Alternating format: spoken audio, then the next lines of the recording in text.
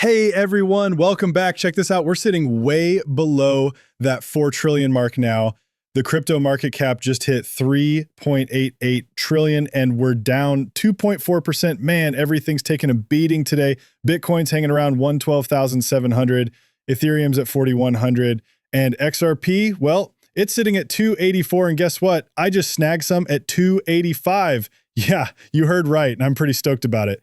We're looking at 5.2% down in the last 24 hours and 13.2% over the week. Basically, I just caught myself a sweet deal like finding that blue light special, you know? Just remember though, this isn't financial advice. Look, if this market's got you spooked, just own it. I don't have time for the drama. I see what's happening here. Congress is on their August break right now, but mark my words, when they get back, I think we're going to see these markets rocket back up. That's just how I'm reading it. We've got support around 2.84 and resistance up at 3.01. Okay, check this out. Jacob King just dropped this chart showing MicroStrategy's whole game plan, and he's calling it a reflexive loop that only works if Bitcoin keeps going up.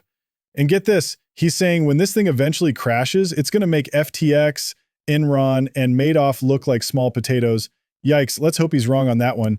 Hey, if you're finding this XRP update useful, go ahead and hit that like button. It seriously helps me connect with more folks in the crypto community. Every time you like the video, YouTube shows it to more people who could really use these updates. All right, let's dive back in. Here's the thing though, people are talking like this because the market's tanking, and that's putting MicroStrategy shareholders in a really tough spot. Definitely not where they thought they'd be sitting right now.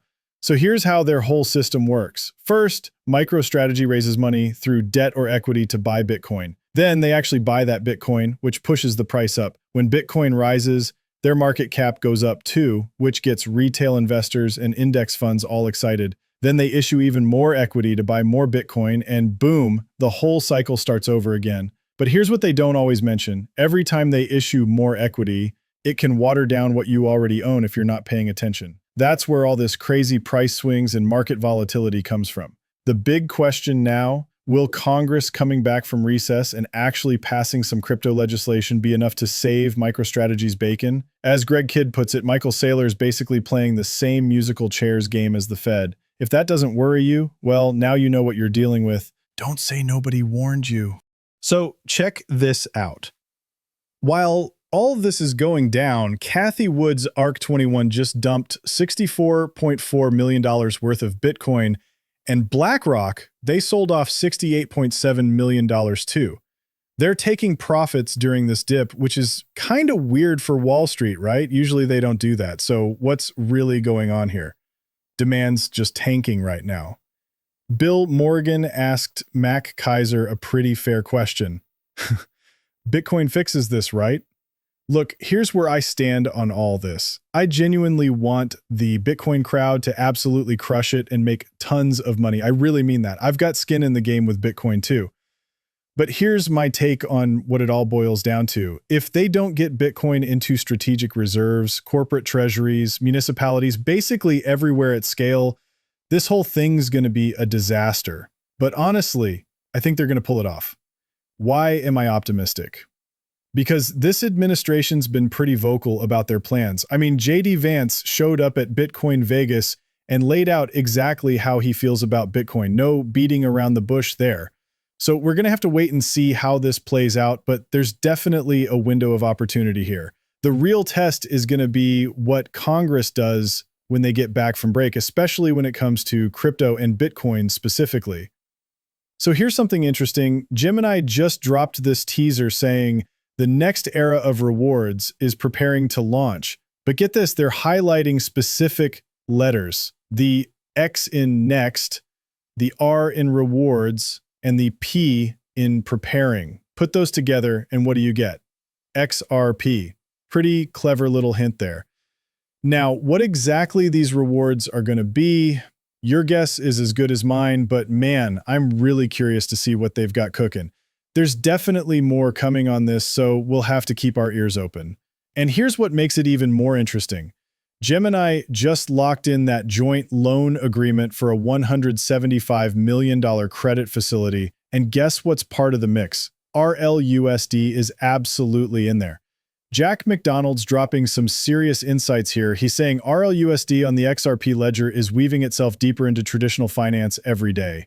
We're talking about everything from rock-solid collateral to smooth cross-border payments. But here's the kicker.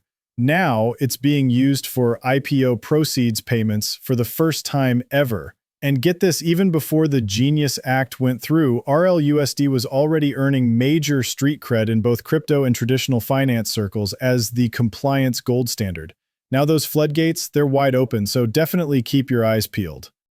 That's exactly what's happening with Bullish and Gemini jumping on the RLUSD and stablecoin bandwagon. They're getting in while the getting's good. Now here's the thing.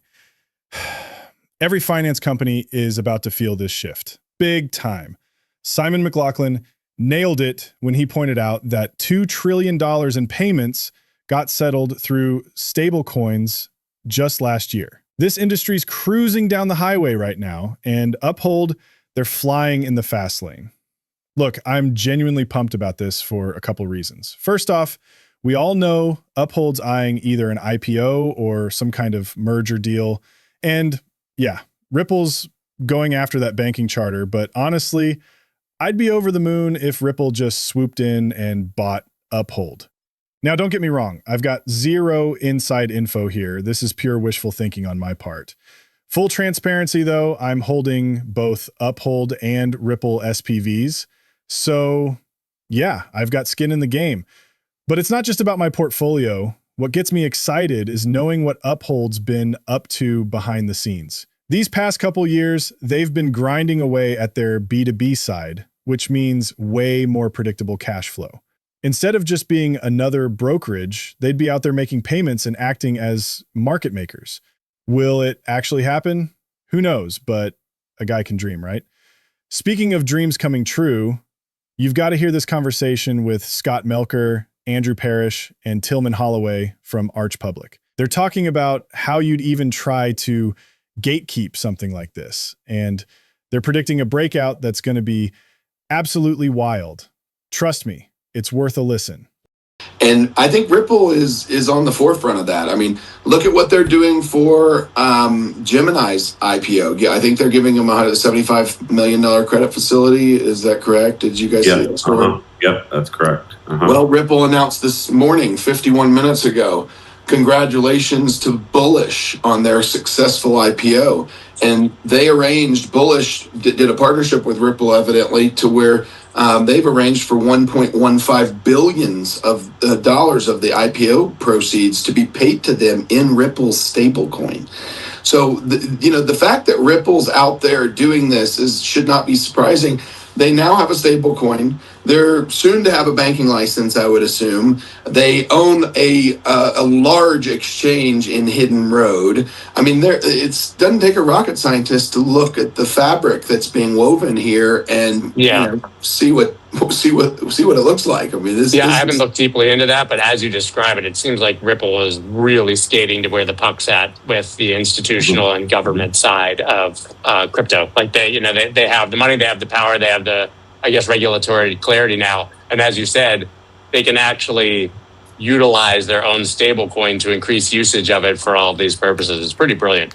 And they can cash their XRP stack in for stable coins. So it's this huge collateralized 21st century exchange that is now offering IPO services and payment through their stablecoin. That's first of its kind. It's like what's going on in Wyoming. No one's ever done that before. It's never happened. So it definitely deserves our attention. This is what I've talked about liquidity in the crypto markets associated with equity IPOs, right? So, Bullish and Ripple doing some things. There's liquidity being passed back and forth there. Gemini taking a credit facility from Ripple, liquidity being passed back and forth there. There's new capital that's created literally out of thin air associated with Gemini's IPO that's happening momentarily. That's going to continue to fuel a move higher. And again, that to me, that's the reason why there's going to be a breakout to the upside that's going to be pretty extraordinary in my mind. You just can't You just can't continue to create and facilitate sizable amounts of liquidity that just goes nowhere. It's no different than the ICO, but now we're doing IPOs on crypto exchanges, right? Which is look at how much look at the ICO craze and how much liquidity that pumped into the markets. I mean, that was an incredible sight to see. It was money sloshing all around everywhere, every day. Now you're looking at Ripple doing the exact same type of a structure. And if you think about it, it's genius. If I'm going to launch my IPO, and I'm a big crypto company, Gemini, and I want to partner with somebody that can give me all the collateral that I need, all the loan that I need, the facilities that I need. Time they actually have the exchange where people can go buy it, both retail, institutional, the whole gamut. It's accessible by all human beings. How do you think you would gatekeep that type of a project? Well, you force people to buy it in your stable coin, right? And then you have more liquidity coming in. It's the exact same recipe that the ICOs did. You had to get in. If you wanted to buy a unique ICO on Binance, what did you have to hold? BNB. You had to hold Binance.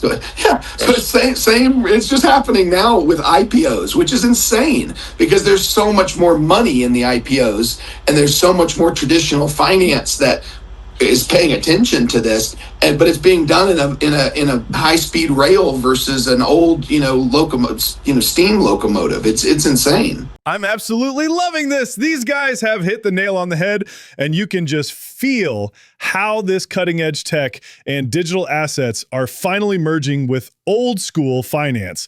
Think IPOs and beyond. You can practically hear the excitement bubbling over from these guys, and Scott Melker, he totally gets it. This whole thing is mind-blowing when you think about where we're headed.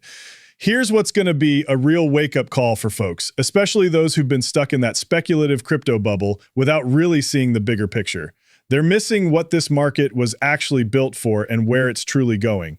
This whole space, it wasn't just some random experiment. It was designed to keep the dollar's global dominance rock solid while also giving us the tools to tokenize everything and ditch these ancient clunky systems we've been stuck with forever. And here's the kicker. Crypto isn't even the main event. The real game changer is using crypto to tokenize all of traditional finance. The million-dollar question is, which tokens are going to come out on top? Caroline Weinberg's totally on board with this vision, and when you're talking about BNY Mellon sitting on $55 trillion in custody, yeah, that's trillion with a T, and she's praising Ripple for having superior infrastructure, that's when you know something big is brewing. Definitely worth hearing what she has to say. So I'm going to ask Carolyn another question, which is, so BNY has just been selected to custody stablecoins. Can you talk a little bit about how that process evolved and what your experience was in the decision making around taking that step? Sure. So for quite a while we've been enabling stablecoins, Circle and others. The announcement I think is Ripple, Open Eden recently as well. What we're really focused on is the enablement and the ecosystem. So how do we actually think about this concept? We said there's treasuries underneath. You need bank accounts, you need payments. So all of these things we do to enable the stablecoin. We sort of inside we call it stablecoin in a box because we actually can enable all these things, and we have lots of partners around that do much of the pieces as well. And together, what's important is that this is about better rails, and I think Nathan said it as well. We really, if there's a pain point, if you will, for a client, how can these rails enable that? So from our perspective at BNY, what we're really focusing on is how do we enable the stable coins to actually save our clients money, to create better, cheaper, faster ways, reduction in capital and these efficiencies. So that's one really important thing for our clients. And the second thing is the role we play in this central position. Our vision is that by being the custodian and the enabler and manager in some cases for the treasuries of these stable coins, we can ultimately, in a future state, interoperate between all of them. And that interoperability, imagine a world where you have treasuries in one stable and treasuries in another, all sitting at BNY. It's a book entry in many ways. The question is, how do you have 24/7 treasuries? Or if you have a cash account and a cash account, enabling between inside BNY for the tokens to move 24/7 and the underlyings to move 24/7, that's what we're focused on. So what we're comfortable with is enabling our clients who are stablecoin issuers, who are settlers of transactions. We have 55 trillion in assets in custody. Imagine if all of those wanted to trade on blockchain within the BNY network or outside. That whole system, if you will, can be enabled through BNY. And that's what we're focused on. So hopefully that explains it. But imagine if there are loads of stable coins and everything could just move in ledger within BNY from treasury to treasury to treasury, from one to the next. That's what we're focused on. That's what we're trying to help, and to scale stable coins and then yielding coins, if you will. So Carlos brought up a product that exists that's yielding of stable coin. It's the same investment guidelines as a stable coin, but actually gives yield.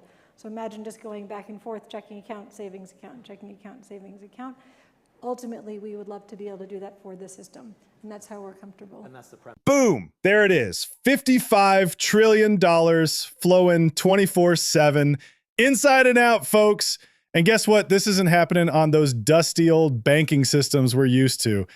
Oh man, you got to hear what the Zeconomy founder has to say. This guy absolutely nails it. He breaks down exactly how many countries Ripple is actually working with, plus all the Zeconomy health stuff. Trust me, you'll want to listen to this because he lays out the whole picture perfectly. Working with Ripple has been amazing because Ripple built the infrastructure in order to be as compliant as possible, build the connections and relationships around the world with 70 different countries where they service the payment, the instant payment and instant settlement. And with their technology, we're able to actually support the ability to do both delivery and payment when it comes to invoices and payment of invoices, etc., which gives us also the ability to do instant reconciliation of those transactions. So no one can dispute that they didn't get paid on time, they didn't get paid in the correct way. Another thing that basically Ripple supported with what we're doing is the ability for, let's say, suppliers to get paid in their own currency versus being dictated to by the large enterprise to pay them only in dollars or euros or Japanese yen for that matter. So we're working with enterprises, so corporations with basically treasuries that have international operations. Their suppliers are not only around the world, but they get paid in different currencies. Usually these treasuries have 300 or more accounts around the world that they need to maintain and have pre-funded in order to manage these operations. Zeconomy solves the problem for these corporate treasuries by having the ability to park their money in a high-yielding instrument such as the commercial paper, the digital commercial paper. And that money can be actually earning interest throughout its life cycle until there is an instant settlement of a payment to a supplier, let's say, around the world. So what that does, it gives them a higher yielding return on money. And because they don't have now to park money around the world, or not as much money around the world, they can actually use that capital in their own operations or in that high yielding asset. And that asset now can be accessed not only by the treasury in one location, but actually by multiple treasuries across the world to make those payments and to make them instantaneously with instant settlements. So we're working with Ripple both on a technology standpoint and on a business standpoint. From a technology perspective, we basically put the digital commercial paper on the XRPL network. Ripple Treasury is participating in that to make sure that liquidity is always available for the DCP that sits on the XRPL system. We decided to launch on the XRP ledger because XRP has a long history of being able to perform a very specific function, which is the ability to move money around the world instantaneously with 70 different countries that they service, with the idea of being able to use trust lines to make sure that it's whitelisted parties that you know and KYC'd in order to transact with are available through the system. So it has the infrastructure, the history, and the capabilities that we're looking for businesses to trust doing payments and holding assets on a blockchain. Because of the ability for businesses to transact more efficiently and be more independent from the financial network that they're accustomed to today, it brings more opportunities for smaller businesses to reach that business community, same way as the promise of the internet at the beginning of the 1990s, where small businesses could access worldwide customers.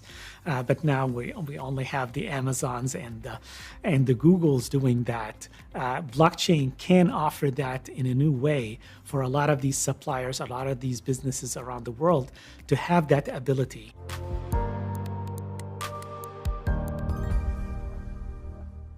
Okay, let's break down two massive things happening here. First up, we're talking 70 countries. But here's the second piece that I think a lot of folks are sleeping on. White labeling opportunities. We've covered this before, but it's worth repeating. The XRP ledger? Companies can totally white label that bad boy. They can rebrand it however they want, run their own private version, and still plug into the main public ledger whenever they need to. You followed me here? Same deal with RLUSD. That could get the white label treatment too. Honestly, I'm seeing nothing but wins across the board. We've got 70 countries in play, 55 trillion parked at BNY Mellon. They're holding those RLUSD reserves, and this thing just keeps growing. Now we're seeing Ripple and RLUSD getting woven into IPOs and traditional finance. My take, altcoin season is knocking on the door, and I'm ready for it. Here's what's happening right now. Coin Bureau says starting next month or October, Coinbase is tracking Bitcoin's dominance sliding from 65% down to 59%. Meanwhile, altcoin market cap just jumped 50% to hit 1.4 trillion. Even they're calling it altcoin season's coming. Bring it on, I say. Egret Crypto's got the chart showing linear regression analysis, log scale, the whole bent fork situation. You can zoom right in and see it. Here's how I'm reading this. We've been through cycle 1, cycle 2, and now we're sitting in cycle 3. What's coming this time around? Your guess is as good as mine. But here's the thing. We're right here, right now, in this moment. And what are we all waiting for? That fundamental shift when legislation finally gets passed and signed into law. Just my thoughts on where things are headed, not financial advice from me or anyone else. I'll see you all on the next one.